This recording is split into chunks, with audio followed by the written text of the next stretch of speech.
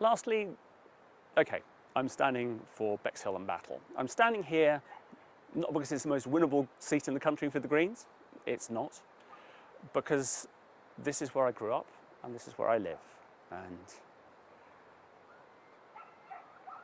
I'm sure all the people who are standing in this election really care about this part of the country.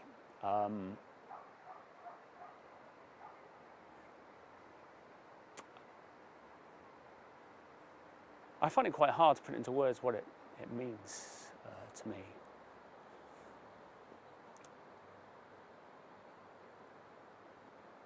But it's an inordinately important part of my life, and it would be an enormous honour to represent the people of Bexhill and Battle, but it's also a privilege to be part of the debate on the future of our part of the world. So what would I like to see around here? I'd like to see us address rural poverty. It's a wealthy part of the country, but some of our fellow citizens still struggle to make ends meet. And it's not people living on benefits, though people do, and they certainly struggle. But there are 5 million people in this country who are in low-paid jobs, and we have to subsidise through the tax system because their employers don't pay them a decent wage. That must stop. Thousands upon thousands of people across the southeast of England, which is one of the wealthiest, if not the wealthiest part of Europe, have to use food banks. That has to stop.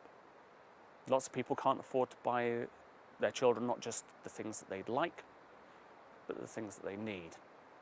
Our pensioners can't all afford to heat their homes properly or eat properly. We need to address that. So just because we live in a privileged part of the country doesn't mean that everybody shares that privilege. And I believe that we need a society where everybody gets a decent slice of the pie and can live with dignity. I'd like to see our A&E services in this part of the world given the resources they need to do the job that needs to be done. I'd like to see planning proportionate and appropriate to our environment, so that the building that happens on brownfield sites as far as is possible, and that it meets local needs and isn't driven by the desire of developers to make a profit. It's an understandable desire, but in giving up part of our environment, we need to do that for the common good, for our benefit as a community, as a society, and not just so somebody can make an extra £500,000 or £1 million building executive homes which are going to be lived in part-time or something by people who are working in the city.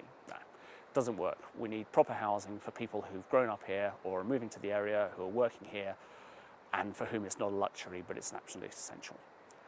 I want to see the rail line reinstated from Hastings to Tunbridge Wells as a main line. At the moment it's been downgraded to a branch line, and that means when things happen like there are leaves on the line or a landslip or what have you, it gets to be a lower priority. Hastings and Bexhill and the southern part of the constituency are cut off from London by poor roads, but the price of improving the roads is going to be destroying swathes of part of England which is incredibly beautiful and which we all care about. But we could have better rail services without doing that.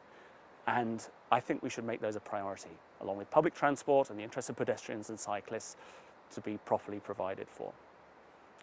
Above all, I'd like to see all those things remembered that bring us together as a community: the arts and sport and leisure, places for our elders to meet, for children to play, places for all of us to go and see films, enjoy plays, go and watch football matches, things that make life worth living. It's a great part of the country. You know, I just think we need to make sure that it's great for everyone.